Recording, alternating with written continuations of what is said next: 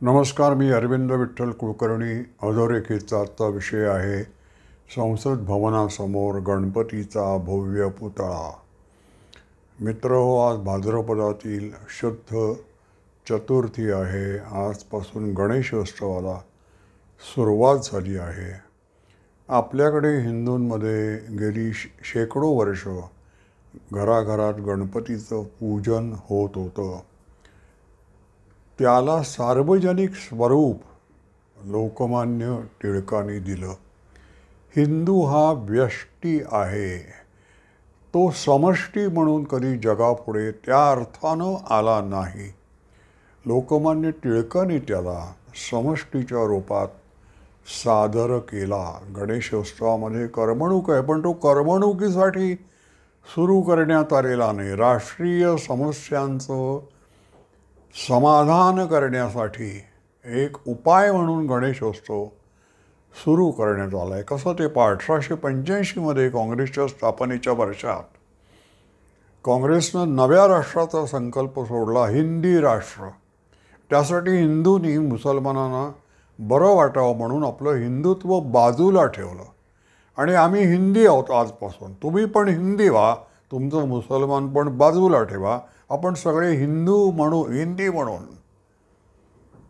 मी हिंदू नाही, तुम्ही मुसलमान नाही, आपण हिंदी आहोत, हिंदी म्हणून हातात हात घालून वाटचाल करूया, असा संकल्प आपण सोडला. पण त्यानंतर 3 वर्षांनी 1888 मुसलमानांनी एक घोषणा केली आणि आम्हाला हिंदी राष्ट्रामध्ये काहीही स्वारस्य नाही, आम्ही मुसलमानच राहणार आहोत, आम्ही मुसलमान पण सोडणार नाही, अशी घोषणा केली. ह्या प्रदर्शनानंतर मुसलमानांच्या भावनांचं जे प्रदर्शन झालं, त्याच्यातून कदाचित भविष्यामध्ये हिंदूंच्या आणि भारताच्या एकात्मतेला, राष्ट्रीय ऐक्याला धोका निर्माण होऊ शकतो.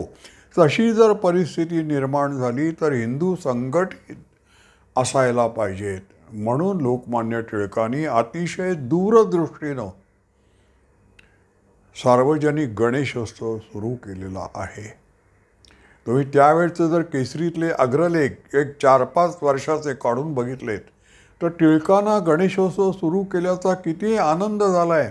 सर्व जातींचा त्यांनी उल्लेख केला आणि या सर्व जाती कधी नव्हे त्या एकत्र व्यासपीठावर 10 दिवस येतात, गळ्यात गळे घालतात, हातात हात घालतात, चर्चा करतात, एकत्र बसून काय करायचं समस्यांचं याचा विचारविनिमय, उपाय शोधतात.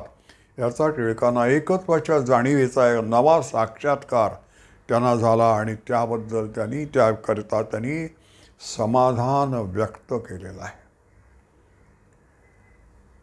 टिळक गेले आणि गांधी युग सुरू झालं. डॉक्टर आंबेडकरांनी गांधी युगाला तमोयुग म्हटलंय, कारण गांधी युगामध्ये हिंदूंनी संघटित व्हायचं हा अपराध मानला गेला. हिंदूंनी संघटित व्हायचं नाही, कारण ते मुसलमानांना आवडत नाही. आता टिळकांना याची कल्पना होती, तर टिळकांनी कल्पना होती म्हणजे हिंदूंच्या भवितव्याला धोका आहे, याची निर्माण होऊ शकतो याची कल्पना असल्यामुळे दुसरी गंमत पहा, टिळकांनी जसा गणेशोत्सव सुरू केला तसा शिवजयंती उत्सव सुरू केला आहे. गणेशोत्सवात हिंदूंनी एकत्र यायचं, पण कशासाठी एकत्र यायचं ते शिवजयंती उत्सव शिकवतो. राष्ट्रीय समस्यांसाठी एकत्र यायचं, वैयक्तिक संकुचित स्वार्थासाठी नाही. आता आज गणेशोत्सवाला सुरुवात होते राष्ट्रीय स्वरूपात आणि आज नव्या संसद भवनाचं उद्घाटन होत आहे. आज आपल्या संसदेचं, लोकसभेचं आणि राज्यसभेचं जे कालपासून अधिवेशन सुरू झालं, ते सगळे खासदार नव्या संसद भवनात गेलेले आहेत. राष्ट्र याचं प्रातिनिधिक स्वरूपात एकत्र येण्याचं आणि राष्ट्रीय समस्यांचा विचारविनिमय करण्यासाठी एकत्र येण्याचं ठिकाण म्हणजे संसद भवन आहे. मी सावरकर समग्र वाङ्मय बऱ्यापैकी वाचलं आहे, मला असं आठवतं की सावरकरांनी एके ठिकाणी असं म्हटलं आहे की कधी काळी आपल्या संसद भवनासमोर भव्य पुतळा, स्वतंत्रता देवीचा, समतेचा भव्य पुतळा उभारायचा प्रश्न निर्माण झाला आणि ठरलं की उभारायचा. तर जसा न्यूयॉर्कमध्ये अमेरिकेत स्टॅच्यू ऑफ लिबर्टी आहे, तसा भारतात कोणाचा उभा करता येईल? मंगलमूर्ती गणपतीचा पुतळा उभारा, असं सावरकरांनी म्हटलंय. ती बुद्धीची देवता आहे आणि बुद्धीची देवता ही धर्मनिरपेक्ष असते. त्यामुळे धार्मिक स्वरूप गणपतीचा पुतळा उभारला म्हणून त्याला येत नाही. गणपती ही धर्मनिरपेक्ष बुद्धीची अधिष्ठात्री देवता आहे. पहा तुम्ही कसं आहे ते. गणपतीचे डोळे, गणपतीचे कान, गणपतीचं पोट अत्यंत बारीक दृष्टीनं राष्ट्रीय समस्यांकडे बघायचं आहे. संसद भवनासमोर गणपतीचा पुतळा का? कान गणपतीचे मोठे दाखवलेत. ते प्रातिनिधिक स्वरूपात आहे की सगळं ऐकायचं आहे तुम्हाला, कोणाचंही, प्रत्येकाला बोलायची संधी आहे आणि सगळ्यांचं ऐकलं जाणार आहे. पण सगळ्यांचं पोटामध्ये रिचवलं जाणार आहे, त्याचं भांडवल केलं जाणार नाही आहे. आपण सगळे एक आहोत, चुका करू आणि पुढे जाऊ, हातात हात घालून पुढे जाऊ. गणपतीचं आणखीन काय वैशिष्ट्य आहे? गणपती हा मातृभक्त आहे. मातेला प्रदक्षिणा घातली की ती पृथ्वी प्रदक्षिणा होते, अशी आपली समजूत आहे. राष्ट्र हे आईवडिलांच्या स्वरूपात बघायचं. हे संसदेतलं कामकाज तुम्हाला शिकवतं. संसदेत असं कामकाज करायचं आहे की आपला स्वार्थ, आपल्या राज्याचा स्वार्थ, आपल्या भाषेचा स्वार्थ, आपल्या जातीचा स्वार्थ हा कमी महत्त्वाचा आहे. राष्ट्राचा स्वार्थ, राष्ट्राच्या सीमा, राष्ट्राची एकात्मता हा जो स्वार्थ आहे हा सर्वतोपरी आहे. म्हणून गणपतीचा पुतळा उभारा. ते दैवत राष्ट्रीय एकात्मतेचं, राष्ट्रीय सामर्थ्याचं. गणपती हा देवांचा सेनापती आहे आणि गणपती हा पहिला सेनापती असा आहे की ज्यानं स्त्रियांचं सैन्य त्याच्या पलटणी उभारलेले आहेत. त्यामुळे सगळ्यांना तो स्फूर्ती देतो आणि तो सकारात्मक आहे. देवनागरी लिपीचा उल्लेख अथर्व आपल्या या गणपतीच्या स्तोत्रामध्ये आहे. तर असं हे आहे. आता याच्यात विचार काय करायचा आहे? नव्या संसद भवनात जाऊन आपण उदात्त मोठा विचार काय करायचा आहे? तर आपण लोकशाही बळकट करणारे प्रयोग, लोकशाही बळकट करणारं आदान प्रदान, व्यवहार, विचार विनिमय या संसदेत करणार आहोत. आपण केवळ झालो लोकशाही निष्ठ चालेल का? आपले शेजारी पाजारी पण तिथे सुद्धा लोकशाही मुरली पाहिजे. जेव्हा पाकिस्तानात लोकशाही कशी मुरणार हा देखील आपला एक चिंतेचा विषय पाहिजे. पण पाकिस्तानातल्या प्रजेला, जनतेला तुम्ही लोकशाही व्हा असं आपल्याला भाषण करायचं नाही आहे. त्यांना काही शिकवायचं नाही आहे. ते समंजस आहेत.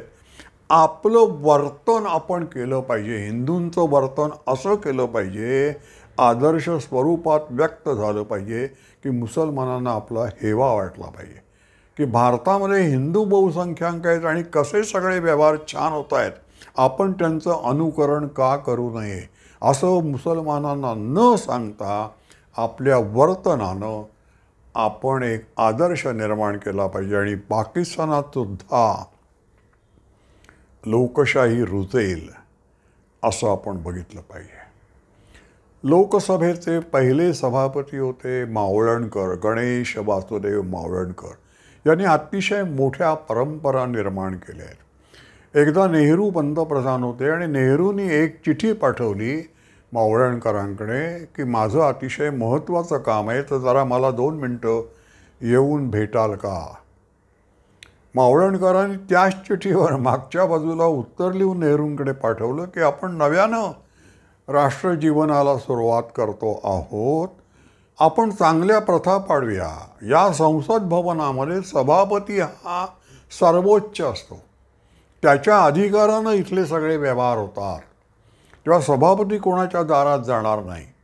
पंतप्रधानांना काही महत्त्वाचं काम असेल त्यांनी उठून आपल्या पायांनी सभापतींच्या दालनाकडे आलं पाहिजे. सभापतींचा मान राखला पाहिजे. नेहरूंनी ती सूचना मान्य केली आणि नेहरू पंतप्रधान नव्हे, सगळे मंत्री, सगळे खासदार हे सभापतींना भेटायला जात. इथे मी थोडं आपला जो सहवास घडलेला आहे आणि आपलं जे साहचर्य आहे, आपला जो एकमेकांमध्ये विश्वास आहे, त्याचा थोडासा लाभ उठवून मी मावळणकरांविषयी थोडंसं व्यक्तिगत स्वरूपात बोलू इच्छितो. मावळणकर हे राजापूरचे आहेत. माझा जन्म राजापूरचा आहे. माझा आजोळ राजापूरचा आहे. माझ्या आजोळी 18 विश्व दारिद्र्य होतं. माझा सख्खा मामा हा मॅट्रिक झाल्यानंतर पुढं शिकायचे म्हणून घरातून जो पळाला तो अहमदाबादला कर्णावतीला मावळणकरांच्या दारात जाऊन उभा राहिला आणि म्हणाला, मी राजापूरचा आहे, मला शिकायचं आहे, मला तुम्ही शिकवा. मग मावळणकरांनी त्याला 6 वर्ष आपल्या घरी ठेवून घेतला. त्याला MA केला. तो संस्कृत घेऊन MA झाला. MAचा प्राध्यापक झाला. गुजरातमध्ये त्यांनी प्राध्यापके केली. पुढे तो कर्नाटकात गेला आणि धारवाडमध्ये एका महाविद्यालयाचा उपप्राचार्य झाला. तो संस्कृतचा प्राध्यापक असल्यामुळे संस्कृत, इंग्रजी, हिंदी, मराठी मातृभाषाच होती. गुजरातमध्ये अनेक वर्ष राहिल्यामुळे गुजराती आणि कर्नाटकात सगळं आयुष्य गेल्यामुळे कानडी 6 भाषा त्याला मातृभाषेसारख्या येत होता. त्याच्या मुलांचं शिक्षण शालेय माध्यमिक कानडीतून झालेलं आहे. हे मराठी माणूस कसा वागतो त्यामुळे हे त्याचं त्यांनी उदाहरण घालून दिले आदर्श स्वरूपात. तो मामा मुंबईत आमच्या घरी आला की एकदा तरी मावळणकरांची आठवण निघाल्याशिवाय राहत नसे. माझ्या एवढ्या ओळखी कशा असं काही लोक मला विचारतात. मी भाग्यवान आहे. माझी योग्यता नसताना अनेक मोठ्या लोकांचा सहवास मला मिळालेला आहे. पुन्हा आपण संसद भवनाकडे जाऊया. संसदेतलं कामकाज नीट तुम्हाला ऐकलं तर तुम्हाला भारत दर्शनाचा आनंद होऊ शकतो. सगळ्या भारताच्या समस्या तिथे चर्चिल्या जातात आणि आस्थेनं चर्चिल्या जातात. त्याचं उत्तर शोधलं जातं. त्यामुळे गणपतीनं जसं सांगितलं आहे की आईला प्रदक्षिणा घातलीत की पृथ्वी प्रदक्षिणा केल्याचं समाधान मिळतं, पुण्य मिळतं, तसं संसदेमध्ये मनापासून जर त्या चर्चेत भाग घेतला तर भारत दर्शनाचं पुण्य तुम्हाला बसल्या जागी मिळतं. इतकं हे मोठं आहे. त्याचा गणेशोत्सवाशी संसदेचा संदर्भ आहे. गणपतीनं जसं मंगलमय वातावरण निर्माण केलं तसं या नव्या संसद भवनातून मंगलमय वातावरण निर्माण व्हावं आणि भारत हा सर्व जगाला एक आदर्श स्वरूपात सामूहिक जीवन कसं जगावं, व्यक्तिगत जीवनाला कोणत्याही प्रकारे बाधा न येता लोकशाही पद्धतीनं सामूहिक जीवन आदर्श स्वरूपात आणि पूर्वीच्या पद्धतीनं नैसर्गिक पद्धतीनं कुठल्याही प्रकारे कृत्रिम बंधनं न येता कसं जगता येईल याचं एक उदाहरण आपण या संसदेतल्या चर्चेतून घालून देऊ शकतो. ओम गणपतये नमः. माझा हा व्हिडिओ आपल्याला आवडला असेल तर लाईक करा, शेअर करा आणि सबस्क्राईब करा. धन्यवाद.